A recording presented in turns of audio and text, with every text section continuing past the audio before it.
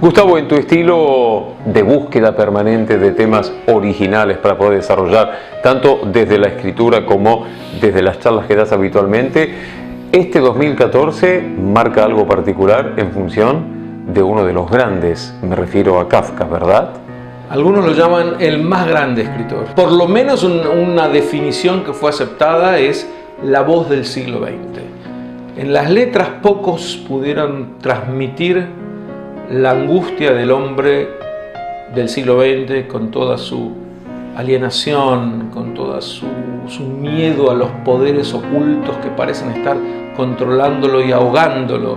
Después de todo fue el siglo que dio lugar a los peores totalitarismos, a las persecuciones más brutales, un siglo realmente sangriento, que empequeñecía de por sí a la figura humana, y Kafka, que tenía sus buenos complejos de culpa que le hacían sentir pequeño en general, cuando se ve en esta Europa tan turbulenta, miembro de una minoría que era la minoría judía en la República Checa, que era un lugar, un país pequeño en Europa, y él siendo además una minoría de germanoparlantes en la República Checa, todo perfectamente combinaba para ser un escritor que, si era genial, podía transmitir en forma y en fondo esta sensación del mal del siglo que caracterizaba especialmente al siglo XX, aunque fue inicialmente aplicada al XIX. O sea, terminó aprendiendo la lección. El siglo no, pero Kafka lo logró reflejándolo como artista. Su gran amigo, su albacea, su promotor, que fue Max Brod, que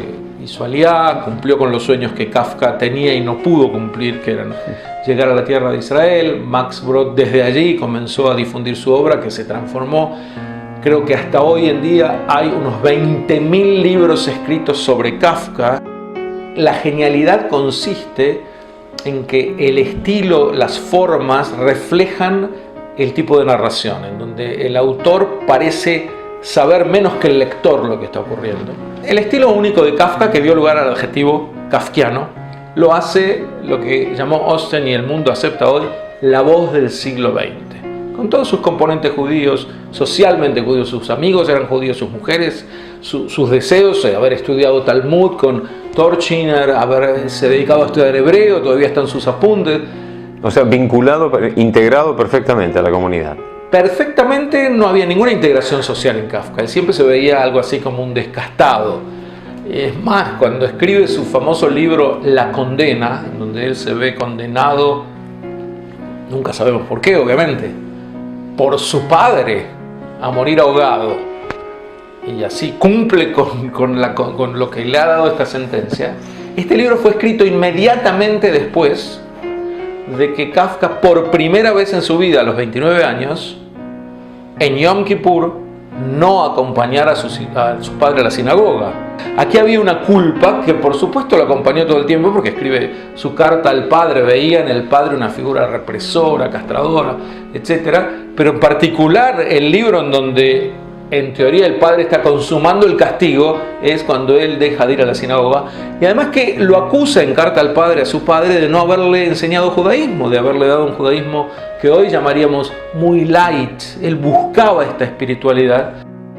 Max Brod, que es el que dio las lentes para entenderlo a Kafka, y sin él no hubiéramos sabido nada de él, de Kafka, sobre todo porque al pie de la letra no cumplió con el pedido más conocido de la historia de las letras.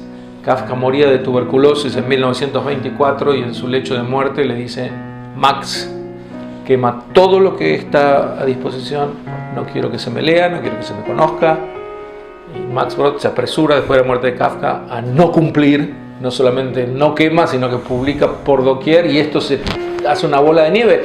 No hay idioma que no sea traducido, y películas y óperas y obras de teatro, genera el teatro del absurdo, etc., por este estilo tan único.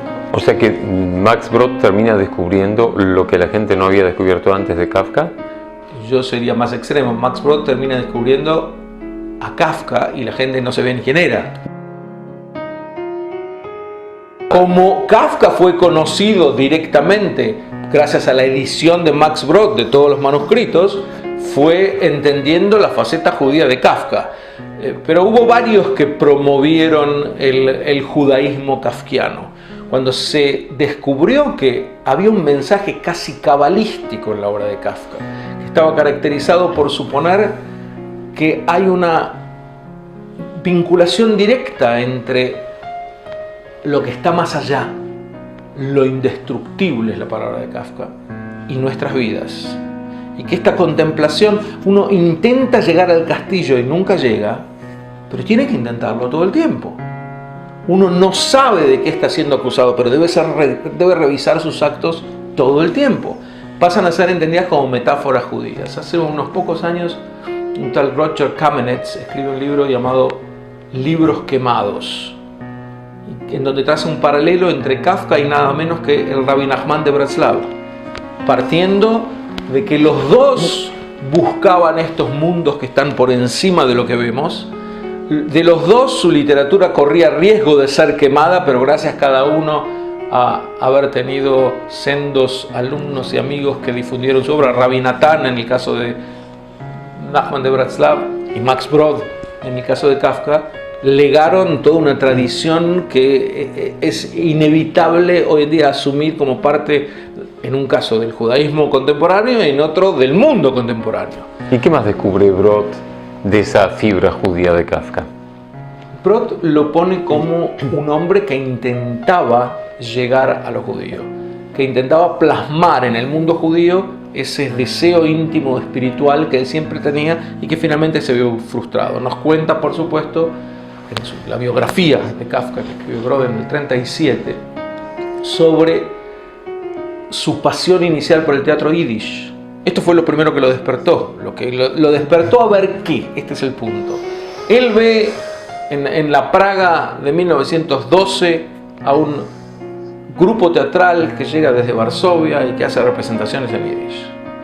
Decide no perderse ni una sola de las representaciones, pero cuando él tiene que analizar, y cuando lo cuenta en sus diarios, dice que le caían lágrimas de emoción cuando veía estas obras. Y el único discurso que dio en su vida, porque odiaba tener que hablar en público, fue sobre el idioma yiddish. Pero ¿qué nos cuenta él? Que era la primera vez que veía judíos genuinos, que se sentían muy bien de ser judíos, que no estaban explicándose ante nadie, que no les molestaba, que no lo veían como una carga, que era lo natural. Cuenta en sus memorias que él recordaba las obras de Purim porque su primo lo hacía vestirse y disfrazarse cada vez que tenían que hacer una representación de Purim. Y cuando creció, lo que lo sorprendió a Kafka es que existía el teatro. Él decía, pero hay Purim fuera de Purim. Él creía que representarse como niño o hacer una representación y vestirse era una cuestión que hacían los judíos cuando eran niños en Purim. ¿Mamó, de hecho, la vida judía a Kafka? Menos de lo que él hubiera querido. Él le reprocha a su padre no haber hecho ningún esfuerzo porque él estudiara verdadero judaísmo. Se puso a estudiar fuentes judías tardíamente, hizo planes con su última mujer de hacer aliá, de estudiar hebreo, etc. Pero finalmente presentarlo como un individuo que fuera un judío religioso sería una distorsión. Diría que lo alcanzó la muerte antes de que supiéramos exactamente a dónde iba a llegar, pero sin ninguna duda había una genuina búsqueda de lo espiritual y un genio literario como muy pocos.